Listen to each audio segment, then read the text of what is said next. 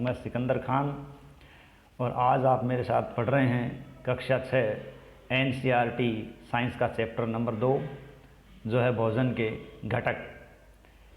इससे पहले वाले चैप्टर में हमने पढ़ा भोजन कहाँ से आता है और इस चैप्टर में हम पढ़ेंगे भोजन के घटक। देखिए, सबसे पहली बात हम करते हैं भोजन। भोजन वो पोषक है जो हमारे शरीर की समुचित वृद्धि और विकास के लिए आवश्यक है या हमारे जीवन जीने के लिए ऊर्जा उपलब्ध करवाने के लिए आवश्यक है, वो भोजन है। और प्रतिदिन प्रत्येक जीवधारी भोजन ग्रहण करता है। इस भोजन के अंदर वे पोषक जो हमें विभिन्न प्रकार की आवश्यकताओं को पूरी करने में सहायता करते हैं, वो इसके घटक है। अगर अपन यूँ कहें कि वे मौजूद तत्व हैं जो हमारे शरीर की वृद्धि, विकास आदि को पूरा करने के लिए आवश्यक हों, वो घटक हैं। इन घटकों के बारे में बात करें तो मुख्य रूप से हम भोजन में कई घटक मान सकते हैं। वसा, प्रोटीन, कार्बोहाइड्रेट, विटामिन्स, जल, खनिज लवण इत्यादि। इस चैप्टर के अंदर हम ये जानने का प्रयास करेंगे क्या हमारे भोजन के अंदर ये घटक हैं, क्या हमारे भोजन में ये घटक नहीं हैं तो हमें क्या फ़र्क पड़ेगा, और ये घटक होंगे तो हमारे शरीर पर किस प्रकार प्रभाव पड़ेगा। घटक की कमी से हम किन समस्याओं का सामना करेंगे तथा ये घटक हम किस सामग्री से प्राप्त करेंगे। इस प्रकार अनेक बातों का अध्ययन हमें इस लेसन में देखने को मिलेगा। देखिए, सबसे पहली बात हम करते हैं कि हम जब कोई सामग्री का निर्माण करते हैं तो उस सामग्री को हम कुछ कच्ची सामग्री से तैयार करते हैं।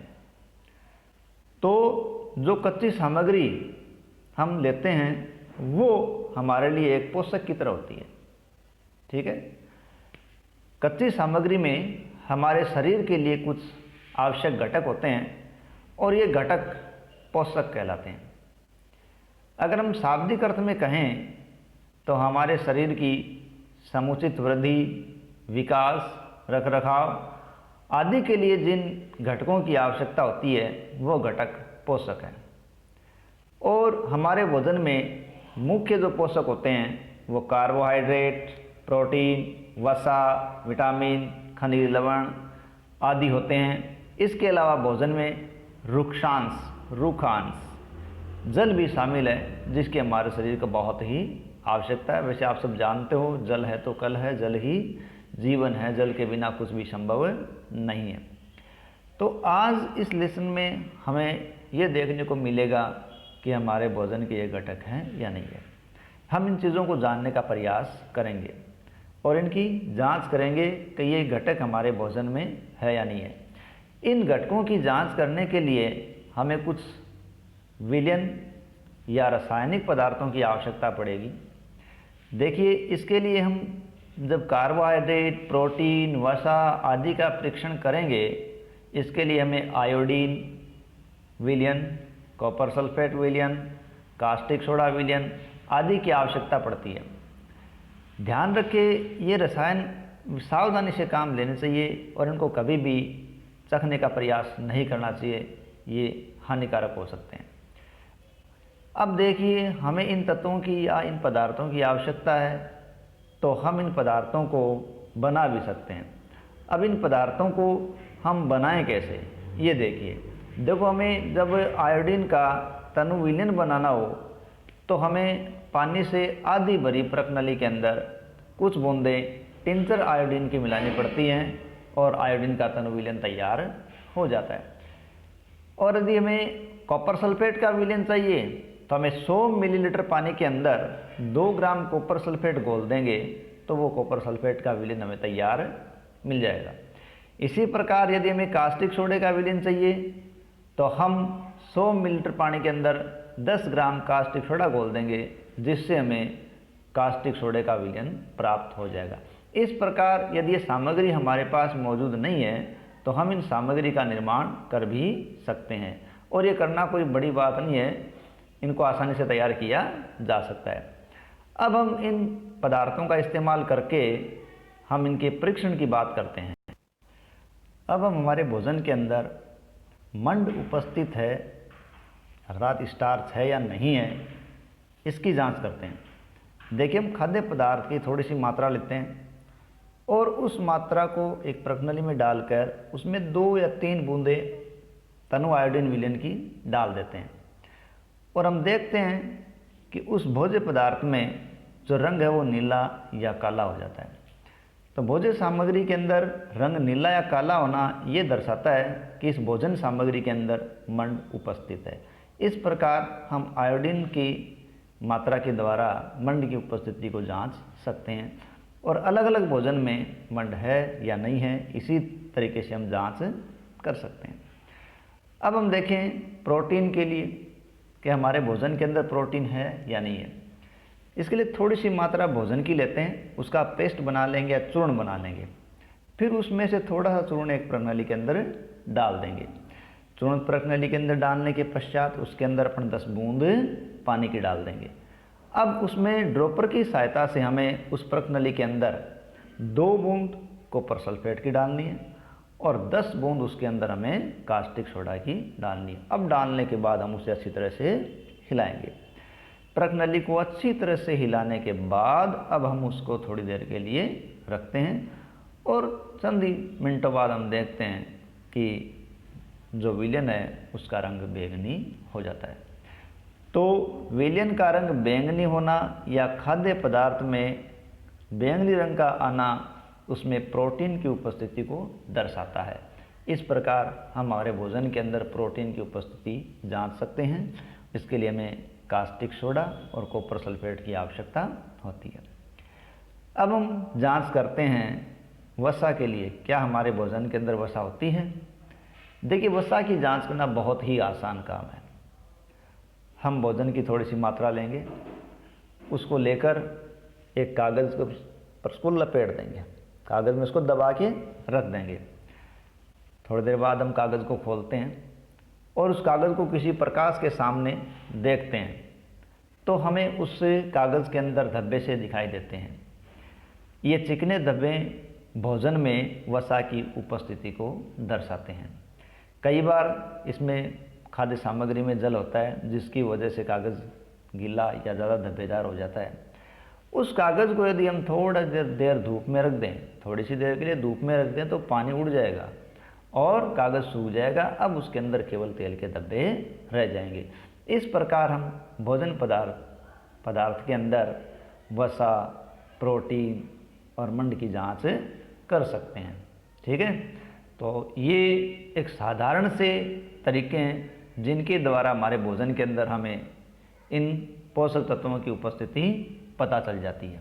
ठीक है, तो हमारे इस पार्ट के अंदर 3 मुख्य तत्व हैं, कार्बोहाइड्रेट, प्रोटीन, वसा आदि पर ध्यान केंद्रित किया गया है। तो कार्बोहाइड्रेट जिसको हमने मंड के रूप में देखा है, प्रोटीन और वसा, इनका परीक्षण हमने किया है। विटामिन्स, खनिज लवण, ये भी पोषक तत्व हैं जो हमारे भोजन में उपस्थित रहते हैं। अब इन पोषक तत्वों का हमारे शरीर पर क्या असर होता है और इन पोषक तत्वों के न होने से शरीर पर क्या असर होता है, ये अब हम जानने का प्रयास करेंगे। सबसे पहले हम देखते हैं कार्बोहाइड्रेट।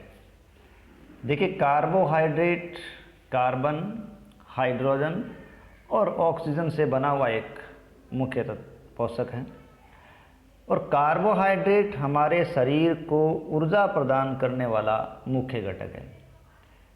देखिए, हमारे शरीर को ऊर्जा की आवश्यकता होती है। क्यों होती है? हम दिन भर में अनेक प्रकार के कार्य करते हैं और सभी कार्य करने के लिए हमें ऊर्जा की आवश्यकता होती है।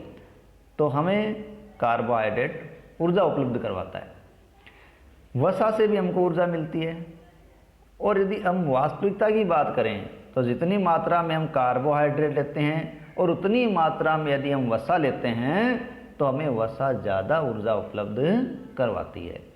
इसलिए वसा और कार्बोहाइड्रेट युक्त जो भोजन होता है वो ऊर्जा देने वाला भोजन कहलाता है। यानी ऊर्जा देने वाला भोजन कौन सा होता है? जो वसा और कार्बोहाइड्रेट युक्त होता है वो। अब देखिए यहाँ अपने को सोर्स दे रखे हैं कि किस से हमें किस प्रकार की सामग्री प्राप्त होती है। देखिए सबसे पहले हमें दे रखा है ऐसे भोज्य सामग्री जो हमें कार्बोहाइड्रेट उपलब्ध करवाती हो।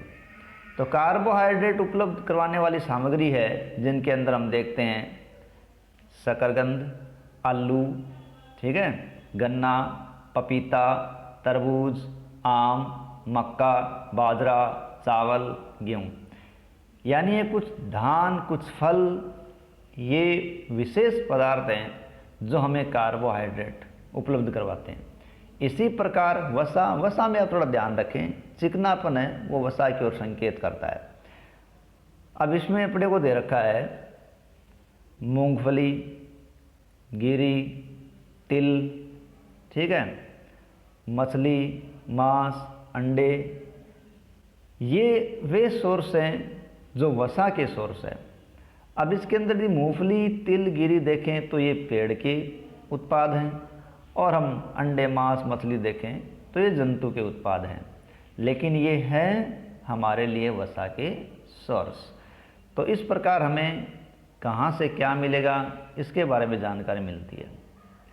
अब यहाँ इस पार्ट के अंदर हमें देखिए, हमें दे रखे हैं प्रोटीन।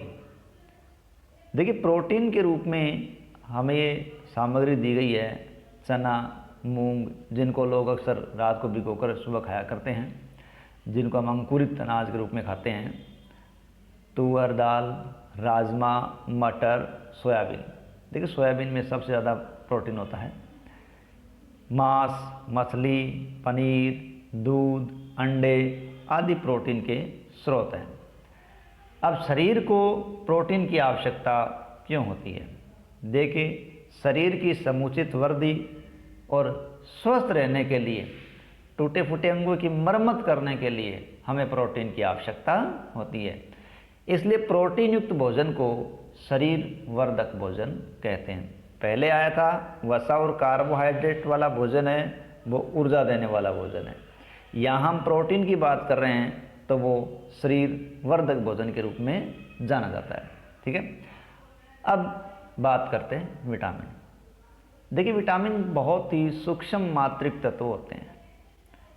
इन सूक्ष्म मात्रिक तत्व की हमारे शरीर को महती आवश्यकता होती है, क्योंकि ये अनेक रोगों से हमारे शरीर की रक्षा करते हैं। यदि विटामिन्स नहीं हो तो हमें अभाव रोग हो जाते हैं। विटामिन हमारी आँख, अस्थियाँ, दांत, मसूड़ों आदि को स्वस्थ रखने में हमारी पूरी सहायता करते हैं। अब विटामिन कौन कौन से हैं ये देखते हैं।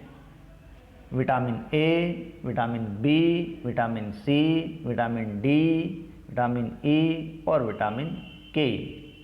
यहाँ ये बात विशेष ध्यान देने योग्य है कि विटामिनों के एक समूह को विटामिन बी कॉम्प्लेक्स कहा जाता है। विटामिन बी कॉम्प्लेक्स जो कईयों का समूह है। हमारे शरीर को सभी प्रकार के विटामिनों की अल्प मात्रा में आवश्यकता होती है, और इसमें देखेंगे हम कि कौन कौन सा विटामिन कहाँ से मिलता है। देखिए जैसे विटामिन ए की बात करें, आम, गाजर, पपीता, ठीक है। विटामिन ए हमारी आंखों के लिए बहुत ही आवश्यक है, जिनमें गाजर, पपीता, आम मुख्य सोर्स हैं। विटामिन बी है जिनके अंदर गेहूँ, चावल, ये धान और यकृत ये महती भूमिका निभाते हैं, जो हमें विटामिन बी उपलब्ध करवाते हैं। विटामिन सी के अंतर्गत लगभग खट्टी चीज़ें आती हैं, जिनमें संतरा, टमाटर, नींबू, आंवला, मिर्च, अमरूद ये विटामिन सी के स्रोत हैं। विटामिन डी में मछली, अंडे, दूध, मक्खन ये विटामिन डी उपलब्ध करवाते हैं। इनमें मैं यहाँ कुछ बातें आपको बताना चाहूँगा। विटामिन डी है वो हमें निःशुल्क सूर्य के प्रकाश से प्राप्त होता है, इसलिए हमें प्रतिदिन कुछ समय के लिए सूर्य के प्रकाश का सेवन भी करना चाहिए या सूर्य के प्रकाश में अपने आप को बैठाना चाहिए। विटामिन सी की जहाँ तक बात है, विटामिन सी एक ऐसा विटामिन है जो भोज्य सामग्री को गर्म करने पर सबसे पहले उड़ जाता है, गायब हो जाता है। ठीक है, अब हम विटामिन एक एक करके सभी विटामिनों को देखते हैं। देखो, विटामिनों की मात्रा अल्प मात्रा में आवश्यकता होती है। विटामिन ए, ये विटामिन हमारी आँखों, त्वचा आदि के लिए बहुत ही आवश्यक होता है। विटामिन बी की बात करें तो शारीरिक दर्द में राहत प्रदान करता है। विटामिन सी, विटामिन सी बहुत से रोगों से लड़ने में हमारी मदद करता है। दांतों और मसूड़ों से जो खून बहता है वो विटामिन सी की वजह से ही रुकता है। विटामिन डी, ये हमारी अस्थियों और दांतों के लिए हमको कैल्शियम प्रदान करता है और हमारे शरीर की सहायता करता है। ठीक है, यानी हमारे दांतों और अस्थियों को मजबूत बनाएगा। और ये विटामिन हमें कहाँ से मिलेगा? ये विटामिन हमें मिलेगा सूर्य के प्रकाश से। ठीक है, और हम जानते हैं कि हम प्रकाश के बगैर रह भी नहीं सकते। ठीक है, अब यहाँ में दे रखे हैं आयोडीन, पालक और अदरक है, ये हमें आयोडीन उपलब्ध करवाते हैं।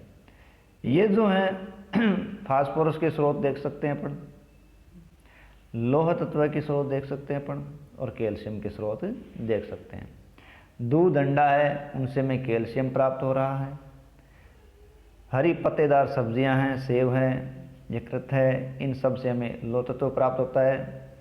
दूध, केला, चावल आदि से हमें फास्फोरस मिलता है।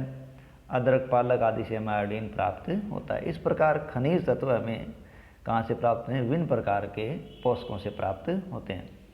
तो हमारे शरीर को खनिज लवणों की आवश्यकता अल्प मात्रा में होती है। हालांकि इनकी मात्रा अल्प चाहिए, लेकिन फिर भी शरीर के उचित विकास, अच्छे स्वास्थ्य के लिए खनिज लवणों का होना आवश्यक है। तो हमें ये विशेष ध्यान रखना चाहिए कि हमें कौन से खनिज तत्व किन से मिलेंगे।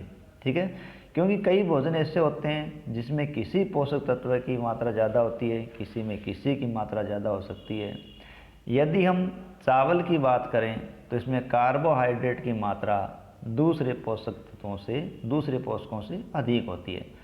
तो जो कार्बोहाइड्रेट है वो चावल है, वो कार्बोहाइड्रेट से समृद्ध भोजन है। ठीक है, तो हमें खनिज लवणों की पूर्ति करने के लिए विभिन्न प्रकार के पोषकों की आवश्यकता होती है। और ये पोषक कौन कौन से हैं जो किसकी पूर्ति करते हैं, ये हमें इस डायग्राम के जरिए दिखा दिया गया है। एक बार फिर ध्यान रखें, कैल्शियम की पूर्ति दूध, अंडे से हो रही है। इसी प्रकार लोह की हरी पत्तेदार सब्जियों से हो रही है, और दूध के लिए फास्फोरस की पूर्ति कर रहे हैं, और आयोडीन की पूर्ति पालक, अदरक आदि से हो सकती है। अब हम बात करते हैं आहारी रेशे। देखिए, इन विभिन्न पोषक तत्वों के अलावा हमारे शरीर को आहारी रेशों की और जल की आवश्यकता भी होती है। आहारी रेशे जिनको हम रुक्षांश भी कहते हैं। ठीक है, और ये रूखे अंश मुख्य से हमें पौधे से उत्पाद के रूप में प्राप्त होते हैं। जब हमारे खाने में रुक्षांश की पूर्ति जो पादपों से होती है वो हमें कई प्रकार से लाभ देती है। और ये जो रुक्षांश है वह हम साबुत खाद्यान्न, दाल, आलू, ताज़े फल, सब्जियां आदि के रूप में देखते हैं। जैसे हम यदि सामान्य तौर पे देखें तो जो सलाद हम खा रहे हैं वो सलाद एक रुक्षांश है, उसमें रेशे होते हैं, वो हमारे शरीर के लिए अत्यावश्यक है। ठीक है, यानी हमारे शरीर को रुक्षांश पोषक प्रदान नहीं करता, ये विशेष बात ध्यान देने की है। रुक्षांश है वो कोई हमारे शरीर को कोई विशेष पोषक प्रदान नहीं करते, लेकिन फिर भी हमारे भोजन में उनकी उपस्थिति होना आवश्यक है। क्यों? क्योंकि वो भोजन के आयतन को बढ़ा देते हैं तथा बिना पचे भोजन को वो आंतों से चिपक नहीं देते और उसको पचाने में सहायता करते हैं और शरीर को बाहर निकालने में बहुत ही महत्वपूर्ण भूमिका निभाते हैं। इसलिए इनकी शरीर में उपस्थिति होना बहुत ही आवश्यक है। जहाँ तक जल की बात करें, देखिए जल भोजन में उपस्थित सारे पोषकों को अवशोषित करने में हमारी शरीर की सहायता करता है। हम जानते हैं कि जल एक बहुत ही अच्छा विलायक है, विभिन्न पोषक तत्वों को अपने अंदर घोलने में सक्षम है। ठीक है, तो इसी आधार पे वो अवशोषित करने में हमारे शरीर की सहायता करता है। कुछ अपशिष्ट पदार्थ जैसे कि मूत्र तथा पसीने को बाहर निकालने के लिए भी हमें महती रूप से पानी की आवश्यकता होती है। सामान्य हमारे शरीर को जितने जल की आवश्यकता होती है वो जल हमें उन चीज़ों से प्राप्त होता है जो चीज़ हम द्रव्य के रूप में लेते हैं। चाहे वो द्रव्य हमारे लिए दूध हो, चाहे वो जल हो, चाहे वो चाय हो या किसी फल का जूस हो, वो हमें जल के रूप में मिलेगा। इसके अतिरिक्त हम जो भी भोजन पकाते हैं उस भोजन में हम पानी का इस्तेमाल थोड़ा बहुत करते ही हैं, तो वो भी हमारे शरीर को जल की आपूर्ति करने का कार्य करता है। जल की उपस्थिति पता लगाने के लिए हमें एक क्रियाकलाप दिया गया है और साधारण से क्रियाकलाप अपन करके देख सकते हैं। हम कोई टमाटर या नींबू या कोई फल लें और उसको चाकू से काटें तो काटते हम देखते हैं कि हमारे हाथ गीले हो जाते हैं। इसका मतलब इन भोज्य पदार्थों के अंदर पानी होता है और ये पानी कुछ हद तक हमारे शरीर के लिए आवश्यक जल की पूर्ति भी करता है। ठीक है, इस प्रकार ये अतिरिक्त जल भी हमारे शरीर में पहुंचता है। संतुलित आहार, जो भोजन हम दिन भर करते हैं, कुछ भी खाते हैं, वो हमारे लिए आहार होता है। अब बात करते हैं संतुलित आहार। ऐसा आहार या ऐसा भोजन जिसमें शरीर की समुचित वृद्धि, समुचित विकास और उसे स्वस्थ रखने के लिए पर्याप्त पोषक तत्व उपस्थित हों, संतुलित आहार कहलाता है। इस संतुलित आहार में ना तो कोई पोषक तत्व आवश्यकता से ज़्यादा होता है और ना ही वो ज़रूरत से कम होता है। साथ ही साथ इस हमारे संतुलित आहार में जल तथा रुक्षांश भी पर्याप्त मात्रा में उपस्थित होना चाहिए। ठीक है, अब देखिए हम ये बात करें कि कोई महंगा भोजन ज़्यादा पोषक उपलब्ध करवाएगा, कोई सस्ता भोजन है वो पोषक उपलब्ध नहीं करवा पाएगा, तो ऐसी बात नहीं है।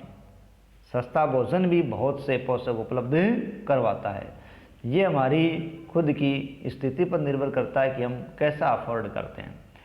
जैसे यहाँ देखते हैं दाल, मूंगफली, सोयाबीन, ये विभिन्न प्रकार के अपने को पोषक दे रखे हैं।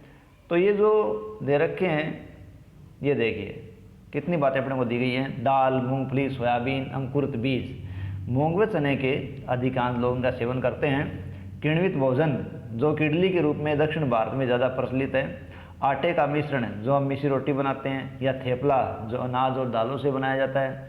केला, पालक, सत्तू, गुड़, ये उपलब्ध सब्जियां तथा इसी प्रकार के अन्य भोजन कई पोषक तत्व उपलब्ध कराते हैं। इसलिए कोई व्यक्ति कम से कम व्यय में, अल्प व्यय में या सस्ते खर्च में भी संतुलित आहार को प्राप्त कर सकता है। ठीक है, तो ऐसा नहीं है कि महंगा भोजन ही हमारे आहार को पूर्ण करता हो, सस्ता भोजन भी हमारे पोषकों की पूर्ति आराम से कर देता है। ठीक है, देखिए प्रत्येक जीव है उसको संतुलित भोजन की आवश्यकता होगी, इसका अवश्य ध्यान रखिए। यह नहीं है कि केवल कुछ लोगों को ही इसकी आवश्यकता होती है, सभी व्यक्तियों को संतुलित भोजन की आवश्यकता होती है। अब भोजन करना ही पर्याप्त नहीं है, भोजन को उचित तरीके से तैयार करना भी ज़रूरी होता है।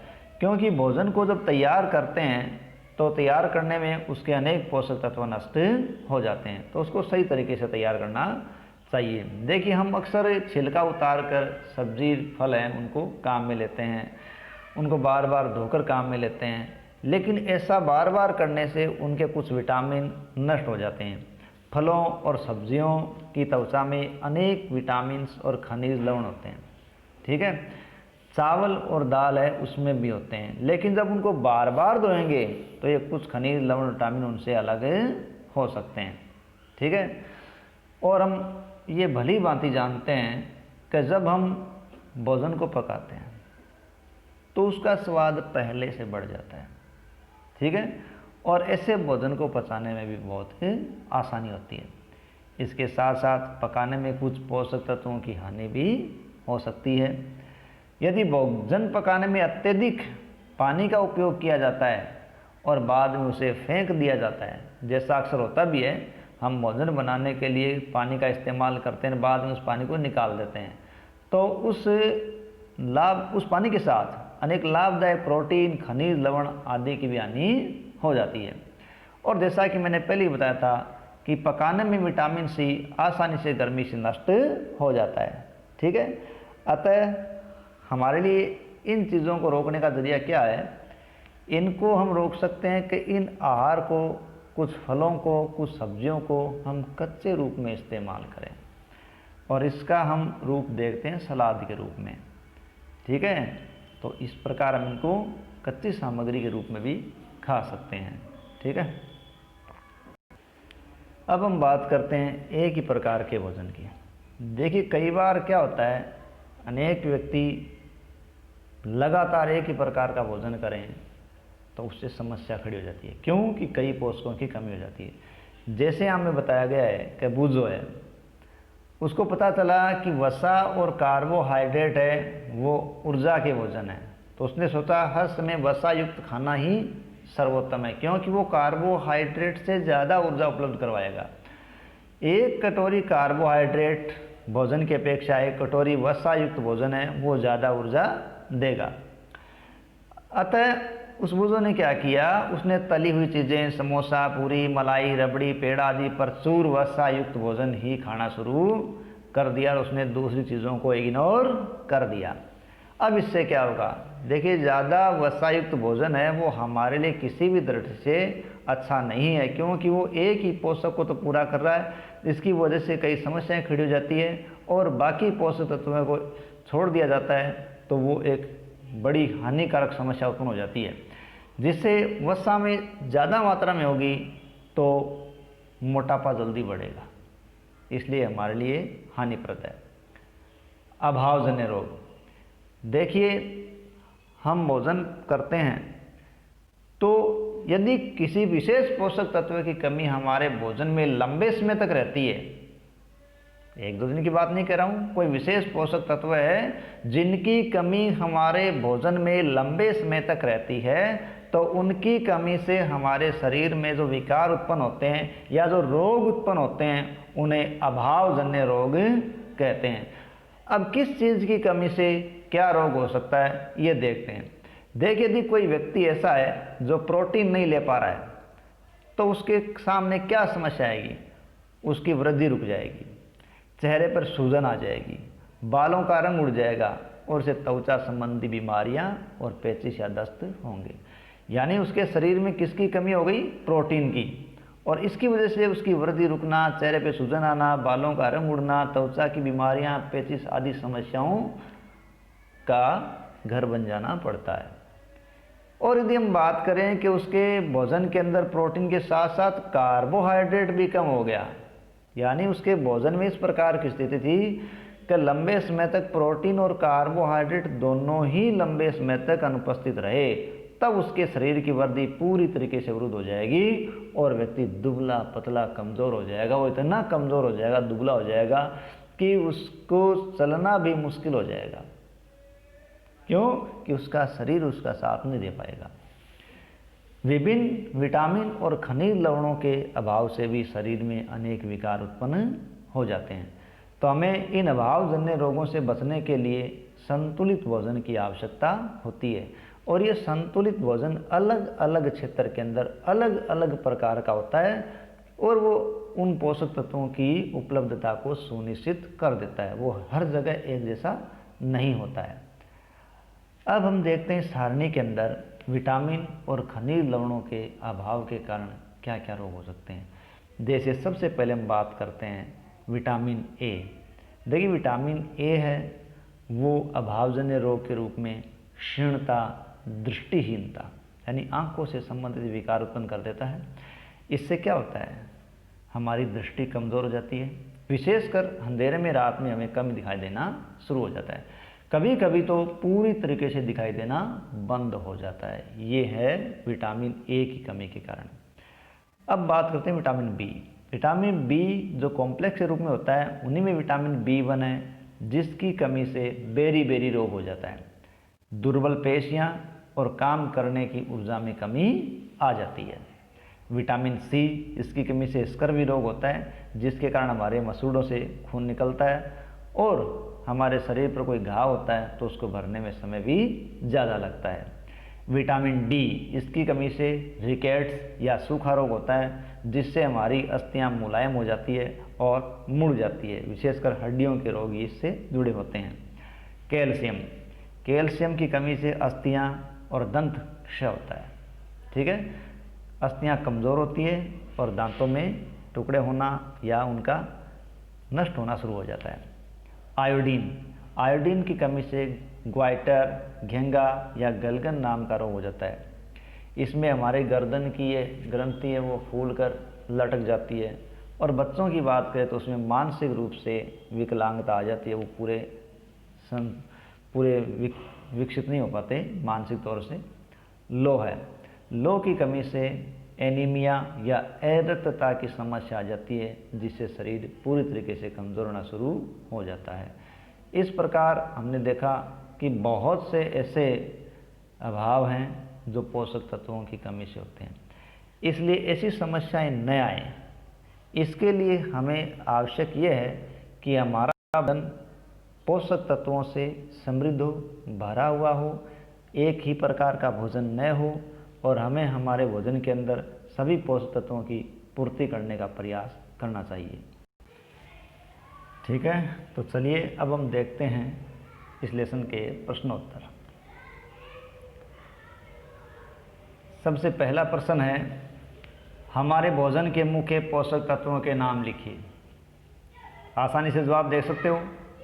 वसा, प्रोटीन, कार्बोहाइड्रेट, खनिज लवण, विटामिन, जल आदि। दूसरा प्रश्न देखते हैं, निम्नलिखित के नाम लिखिए। पोषक जो मुख्य रूप से हमारे शरीर को ऊर्जा देते हैं। देखिए, हमारे शरीर को ऊर्जा देते हैं ऐसे पोषक तत्वों की बात हम करें तो वो आएगा कार्बोहाइड्रेट। कार्बोहाइड्रेट। और दूसरा आएगा वसा। हमने देखा है कि कार्बोहाइड्रेट और वसा ऊर्जा युक्त भोजन है, ऊर्जा देने वाले भोजन है। ठीक है, तो पहले में आ जाएगा कार्बोहाइड्रेट और वसा। दूसरा, पोषक जो हमारे शरीर की वृद्धि और अनुरक्षण के लिए आवश्यक है वो आ जाएगा प्रोटीन। प्रोटीन है वो शरीर वर्धक के रूप में काम करता है। और अगला है वह विटामिन जो हमारी अच्छी दृष्टि के लिए आवश्यक है, तो वो है ए, विटामिन ए जो हमारी अच्छी दृष्टि के लिए आवश्यक है। वह खनिज जो अस्थियों के लिए आवश्यक है, देखिए वो खनिज है कैल्शियम। जो हमारे अस्थियों के लिए आवश्यक है वो खनिज है कैल्शियम। तीसरा लेसन जो हमारे तीसरा प्रश्न जो अपने सामने है वो है, दो ऐसे खाद्य पदार्थों के नाम लिखिए जिनमें निम्न पोषक प्रचुर मात्रा में उपस्थित होते हैं। देखिए, मैं दो ऐसे खाद्य पदार्थों के नाम लिखने जिनमें नीचे दिए गए पदार्थ उपस्थित हों। सबसे पहला अपने को दे रखा है वसा। देखो, जो भी चिकनी चीज़ है उसमें हम वसा मानते हैं। यहाँ आप ले सकते हो अंडा, ठीक है, मूंगफली, मांस, दूध, मछली, इन सब चीज़ों में वसा है। ठीक है, अगला आप देख रहे हो मंड। देखिए, कार्बोहाइड्रेट है वो विभिन्न पदार्थों के अंदर मंड और शर्करा के रूप में उपस्थित होता है। कार्बोहाइड्रेट किस रूप में उपस्थित है? मंड और शर्करा के रूप में वो उपस्थित है। और हम जो अनाज देखते हैं, अनाज है गेहूं, बाजरा, मक्का, चावल, ये ऐसे पदार्थ हैं, ये ऐसे भोज्य पदार्थ हैं जिनके अंदर मंड उपस्थित होता है। अब बात करते हैं आहारी रेशे। देखिए आहारी रेशों के अंदर हम कच्ची सामग्री को ले सकते हैं, दाल, ठीक है, फल, आलू, सलाद के रूप में हम जो पत्ता गोभी खा लेते हैं, मूली खा लेते हैं, गाजर खा लेते हैं, ये आहारी रेशे हैं, ठीक है। अगला है प्रोटीन। प्रोटीन के रूप में हम मांस, मछली, अंडा, दूध, ये सब प्रोटीन के स्रोत हैं, ठीक है। नेक्स्ट अपन देखते हैं सही और गलत। केवल चावल खाने से हम अपने शरीर की पोषण आवश्यकताओं को पूरा कर सकते हैं? नहीं, ऐसा कदापि नहीं हो सकता। केवल एक चीज़ हमारे शरीर की आवश्यकताएं पूरी नहीं कर सकती, उसके कारण तो कई अभावजन्य रोग हो जाएंगे। संतुलित आहार खाकर हम अभावजन्य रोगों की रोकथाम कर सकते हैं, बिल्कुल सही है। संतुलित आहार हमारे लिए उपयुक्त है, हमें रोगों से बचाता है। शरीर के लिए संतुलित आहार में नाना प्रकार के खाद्य पदार्थ होने चाहिए, ठीक है। शरीर को सभी पोषक तत्व उपलब्ध कराने के लिए केवल मांस पर्याप्त है, बिल्कुल गलत है, ऐसा नहीं है। मांस सभी पोषक तत्वों से भरपूर नहीं होता। अगला है रिक्त स्थानों की पूर्ति कीजिए। विटामिन डी के अभाव से होता है, यानी हमें उस रोग का नाम लिखना है जो विटामिन डी के अभाव से होता है, और वो रोग है रिकेट्स। रिकेट्स रोग, शिशु का रोग भी कहते हैं, विटामिन डी के कारण होता है, विटामिन डी की कमी के कारण। अगला है की कमी से बेरी बेरी रोग होता है, या आंसर आएगा ना बी, विटामिन बी की कमी से बेरी बेरी रोग हो जाता है। तीसरा है विटामिन सी के अभाव से जो रोग होता है वो रोग है स्कर्वी, ठीक है, हमारे मसूड़ों से संबंधित रोग। हमारे भोजन में विटामिन ए के अभाव से रतौंधी रोग होता है। धन्यवाद। इसी के साथ अपना ये सेकंड चैप्टर पूरा होता है। आशा है वीडियो आपको पसंद आया होगा। धन्यवाद। नेक्स्ट चैप्टर में फिर मिलेंगे। ओके, गुड बाय, जय हिंद, जय